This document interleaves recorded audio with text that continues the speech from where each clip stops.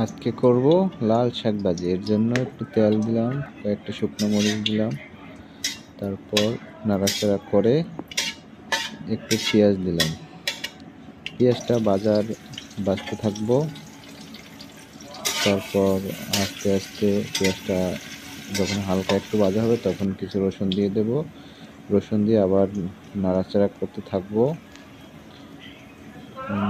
যখন রসুনটা খুব ভাজা ভাজা হবে আমরা অপেক্ষা করব কখন রসুনটা ভাজা ভাজা হয়। যখন ভাজা ভাজা হবে, কালারটা হলুদ কালার হয়ে যাবে, তখন লাল শাকটা দিয়ে দেব। এখন লাল শাকটা দিয়ে দেব।